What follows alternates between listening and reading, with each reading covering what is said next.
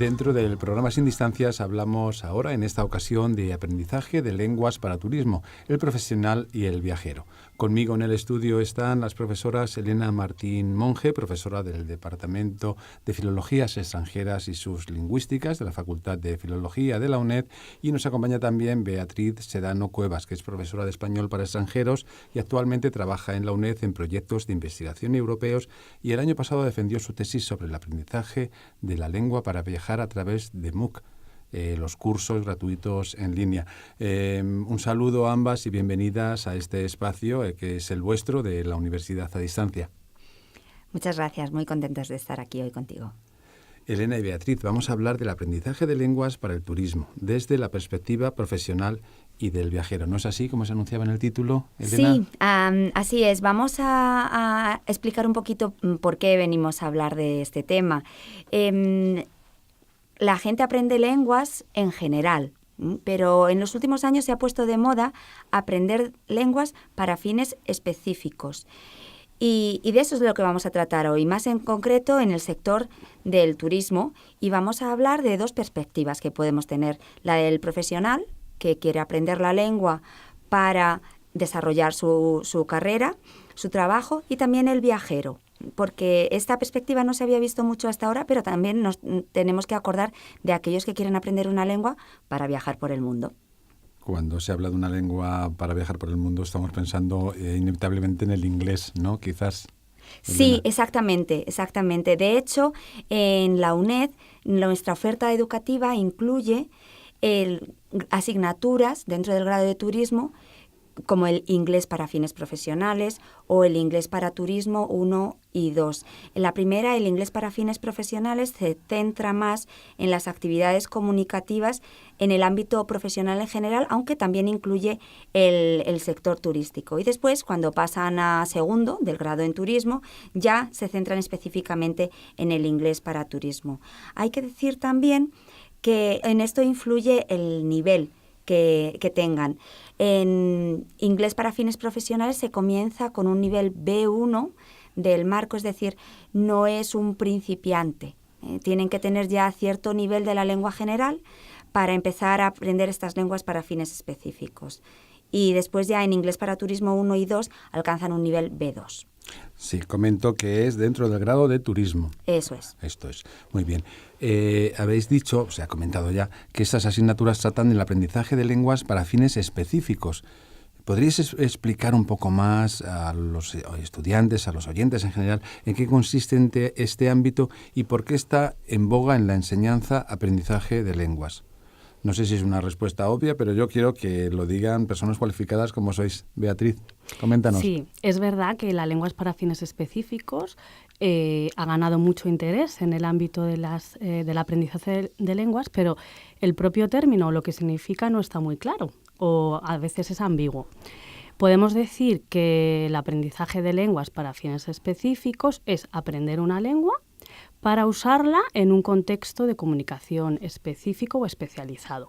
Podemos poner un ejemplo, por ejemplo, si cogemos el inglés, en el sector de los negocios, sería utilizar el inglés para hacer, por ejemplo, una presentación en una empresa o, por ejemplo, para realizar una venta. Entonces, en ese caso, la persona que utiliza la lengua tendría que dominar cierto vocabulario o cierta temática también, conocer, ¿no?, cómo se realiza una presentación en inglés o qué vocabulario o qué funciones comunicativas hacen falta para hacer una venta. También, no lingüístico, pero muy importante en estas lenguas, es la parte cultural. También hay que conocer cómo se realiza un negocio, por ejemplo, ¿no?, si vamos a Inglaterra, que es distinto a cómo se hace en España. Hemos puesto un ejemplo de negocios, pero puede ser en el sector de la salud o en el sector del turismo. Generalmente es verdad que sí que se asocian a los ámbitos profesionales y académicos, pero también hay otra perspectiva o otra corriente que es un poquito más amplia y define los fines específicos a partir de la existencia de una necesidad específica. Por ejemplo, aquí podemos poner el contexto de supervivencia en otro país, las gentes que se tienen que desplazar, por ejemplo, a otro país por la razón que sea, y aparte de la lengua general tienen que desenvolverse en contextos como puede ser ir al ayuntamiento y hacer el alta del padrón de una vivienda. Entonces, a veces requieren funciones comunicativas o vocabulario específico. Y el interés, pues ha aumentado también el interés de las lenguas para fines específicos por los cambios sociales, económicos que ha habido un poco en el mundo globalizado. Cada vez es más común que las personas tengan que desenvolverse en una lengua o en más lenguas en contextos profesionales, académicos o incluso sociales más específicos, sobre todo cuando ha aumentado la comunicación a través de Internet. Muy bien. La siguiente pregunta es un poco consecuencia y me vais a permitir la insistencia, Elena, porque va dirigida a ti, pero yo no sé si entra dentro del terreno de la filosofía. ¿Se considera entonces la lengua del turismo como una lengua para fines específicos? Pues es muy buena pregunta porque yo que además de docente en lengua inglesa para turismo me dedico a investigarlo y voy a congresos, genera mucho debate porque hay profesores, investigadores que piensan que no, que entra dentro de la lengua general, que no es tan específico como, por ejemplo, si pensamos en el inglés médico, ¿no? Uh-huh. Eso lo vemos claramente que hay una especificidad.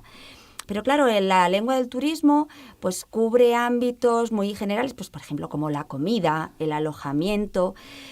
Y entonces por esa cercanía con la lengua general durante muchos años se ha metido, digamos, dentro de lengua general, no se ha considerado específica. Pero ahora que ya se está abriendo una rama, desde los últimos 15, 20 años, que sí que considera esa especificidad, hay sobre todo un vocabulario específico del turismo, se está viendo que, claro, que se ha confundido con la lengua general por su carácter multidisciplinar, porque el sector turístico cubre muchos campos y sectores, cubre la economía, cubre la geografía, cubre la gastronomía, el arte, la publicidad. Y también, si lo pensamos desde el enfoque didáctico de enseñanza de lenguas, siempre se ha tratado desde el punto de vista del profesional. Por ejemplo, las asignaturas de la UNED, inglés para fines profesionales, inglés para turismo. Queremos formar a profesionales que van a trabajar en un hotel o que van a ser guías turísticos. Pero también hay que cubrir esa perspectiva que cada vez se da más del viajero que quiere hacerlo de forma independiente, que además participa, lo vamos a tratar ahora un poquito más en profundidad, géneros turísticos digitales, por ejemplo, un blog de viajes, y entonces esa lengua específica hay que prestarle atención. Y, por ejemplo, la tesis doctoral de Beatriz Sedano, que nos acompaña hoy, se centra en ese tema, pero es el germen de una corriente nueva a nivel internacional que ya está investigando en este tema tan concreto y que está produciendo publicaciones muy interesantes. ¿Y qué aspectos se consideran específicos en la lengua del turismo? Quizás podéis dar algún ejemplo práctico para que los oyentes o los estudiantes que nos escuchen lo entiendan mejor y yo creo que sirva para ilustrar las explicaciones que comentáis. Beatriz. Claro. Bueno, como ha dicho Elena, sobre todo el tema del léxico, bueno, el vocabulario específico que hay en el turismo es uno de los componentes esenciales para darle ese carácter específico.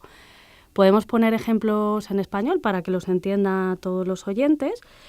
Por ejemplo, si cogemos el sector del alojamiento, los tipos de alojamiento que hay, pues hay vocabulario específico como puede ser un parador, un albergue, que es un hostal, que no es lo mismo que un hostel en inglés. Son palabras específicas.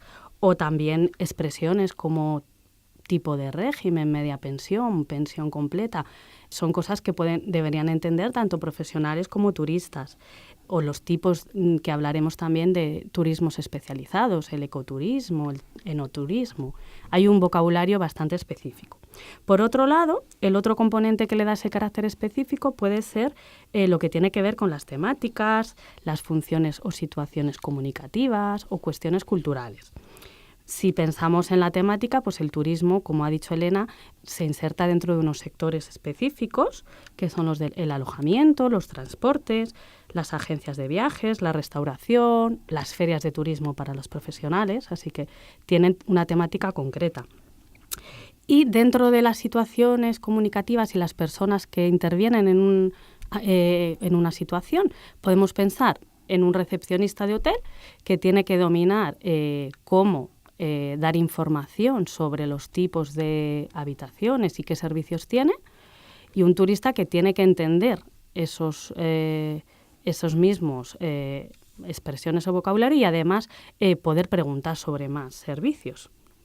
Las cuestiones culturales son muy importantes porque si pensamos tanto en un profesional como en un viajero que va a otro país, hay que conocer, por ejemplo, las cuestiones de la vida diaria, cosas prácticas como los horarios de un restaurante o los horarios de las comidas, que son diferentes en cada país.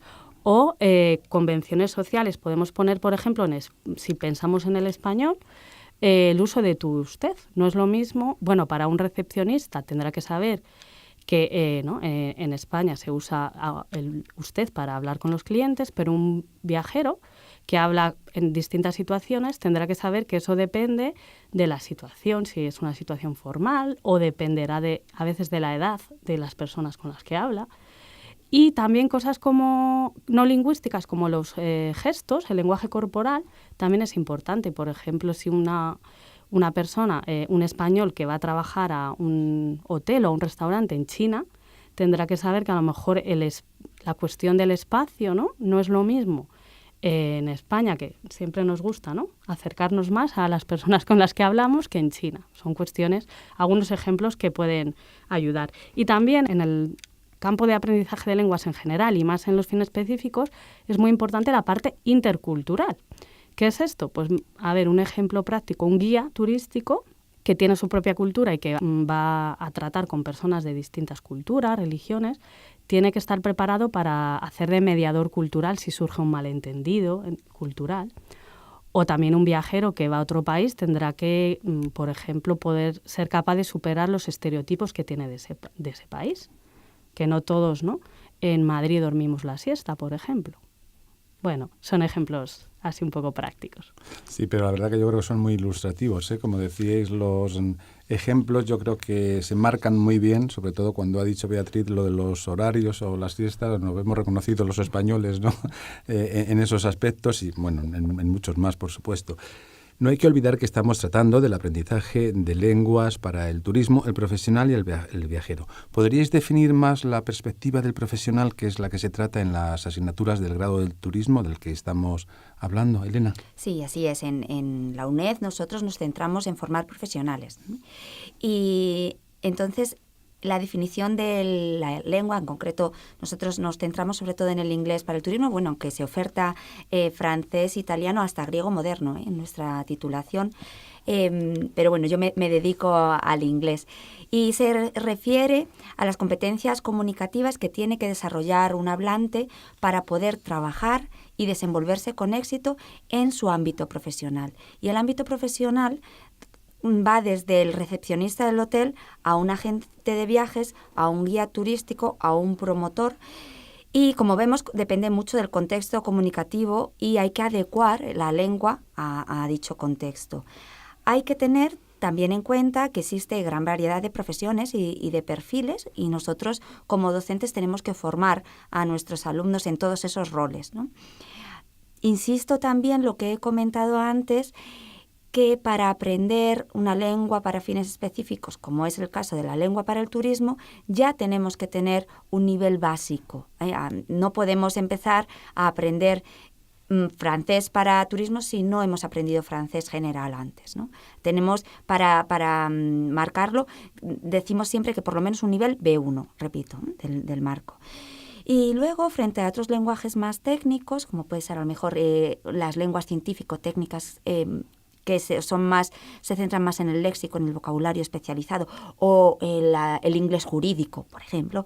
La lengua para turismo se centra más en la parte de comunicación, de contacto entre el profesional y el público al que atiende. Por lo tanto, es mucho más amplio. Ese contacto, esa interacción es fundamental, ¿no? Que en otras lenguas para fines específicos no existe esa interacción.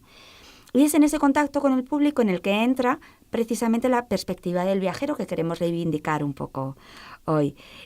Porque el viajero, y más el viajero independiente, que cada vez somos más todos viajeros independientes, ya no vamos con el paquete de vacaciones y nos llevan como un rebaño de acá para allá, sino que nosotros queremos experimentar esa cultura del país al que llegamos, tiene un rol activo y produce contenido. Entonces ya no es importante solamente que entendamos lo que nos va a decir el guía turístico de turno al explicarnos la Catedral de Notre Dame, sino que nosotros queremos luego después ir y buscar el bar de moda y pedir los productos típicos, y queremos sabernos desenvolver correctamente, ¿no? Y es eso lo que queremos definir y reivindicar hoy, como digo. Pues perfecto. Yo estaba esperando este momento, Elena, porque yo ahí creo que me he reflejado. Entonces, ¿podrías definir la perspectiva del viajero en las lenguas para fines específicos, que es nuestro tema de trabajo, Beatriz? Sí, bueno, ya Elena ha comentado Avanzado. un poco, pero bueno, es verdad que cuando aprendes normalmente una lengua para viajar se incluye en la parte general de la lengua algunas situaciones, pero no siempre se incluyen todas. Y nosotras, como ha dicho Elena, creemos que sí existe un perfil de viajero que quiere aprender a comunicarse y desenvolverse en todas las situaciones que te pueden surgir en un viaje. Y para hablar de ese concepto específico, pues podemos tener en cuenta dos aspectos. Por un lado, el concepto que es de necesidad y finalidad, ¿no? Ya hemos dicho un poco que las lenguas para fines específicos se basan en la finalidad, una finalidad concreta. Entonces, si nosotros decimos voy a aprender inglés para viajar, pues ya en esas palabras está implícito que hay una finalidad concreta, ¿no? De hecho, hay cursos, sí que existen cursos tanto presenciales como en línea que están separados de un curso normal y se ofrecen solo para viajar. Y luego, por otro lado, tenemos el concepto de gradación de lo específico, ¿vale? ¿Qué significa esto? Es verdad que en la lengua del turismo, como ha dicho Elena, hay muchas situaciones y que se refieren a situaciones que podemos utilizar todos los días, que pueden ser, por ejemplo, y se refieren a la lengua general, como pedir en un restaurante, hacer una compra, pero luego podemos ir hacia un continuo de situaciones más específicas que requieren conocer un vocabulario o ciertas expresiones, que puede ser, por ejemplo, alquilar una habitación y preguntar por todos los servicios no es algo que se haga todos los días, o incluso más específico, alquilar un coche y conocer todo el vocabulario de, ¿no?, las características para ello. Entonces, no se trata de es general, es específico, no, se trata de que hay un continuo y cuando se aprende una lengua para viajar hay que ir de lo más general y ir hacia lo más específico, que siempre está relacionado con el interés que tengamos, ¿no? También, como ha comentado Elena, es verdad que cada vez son más los viajeros que organizan de forma independiente los viajes, ¿no? Ya no todo el mundo no va con un paquete turístico. Y es verdad que la gente lo organiza a través de Internet y las nuevas tecnologías. Entonces, si pensamos, cuando tú alquilas una vivienda particular, como por ejemplo a través de Airbnb, o también estas plataformas ofrecen experiencias con gente local, con lugareños, como hacer una ruta con una persona local, es posible que vayas a necesitar cierto vocabulario o ciertas expresiones para poder comunicarte adecuadamente. Además, si pensamos en la evolución del turismo, en el siglo XXI han surgido, como hemos comentado antes, turismos más especializados, como el enoturismo, que puedes ir a hacer una ruta de vino o una cata, el turismo activo, que es para hacer alguna actividad deportiva, como una ruta por montaña, el turismo cultural, etc. Entonces, si pensamos en un ejemplo de un español que se va a Escocia, por ejemplo, a hacer una ruta y quiere hacer una ruta de montaña con un guía de allí, ¿no? Y una ruta de montaña en bici, bueno, pues va a necesitar un vocabulario específico para realizar la actividad adecuadamente, ¿no? Entonces, como dice Elena, no se trata del turista que lo quiere todo organizado en su idioma, sino de gente que quiere una auténtica experiencia de inmersión en la cultura y en la lengua. ¿Y por qué consideráis, tanto Elena como Beatriz, que es importante el aprendizaje de la lengua del turismo desde ambas perspectivas, la del profesional y la del viajero? Bueno, principalmente porque hasta ahora, si vemos todos los métodos que hay de lenguas para turismo, sobre todo del inglés, que es en lo que más se ha avanzado en materiales y de lo que más hay, porque es de lo que más demanda hay, siempre se ha centrado en la perspectiva del profesional. Y en España somos muy conscientes de la importancia del turismo para nuestra economía, ¿no? O sea, somos el segundo país de los más visitado del mundo. Por ejemplo, el año pasado, según los últimos datos, recibimos una cifra récord, 82 millones de turistas, ¿no? Si pensamos que en 2016, solo 2 años antes, habíamos recibido 65 millones, que son más de los que somos nosotros aquí en el país. Pues bueno, estamos hablando de realmente cifras récord, y para nosotros como economía que hemos salido de la crisis sabemos que sobrevivimos gracias al turismo, ¿no? No tenemos... y que va en aumento, además. Y que va en aumento, y pues... además pues tenemos que prepararnos y recibirlos. Y claro, parte de esa preparación, desde luego, es el dominio de las lenguas, ¿no? 1 de cada 7 puestos de trabajo que se crean en el sector turístico. O sea, es fundamental.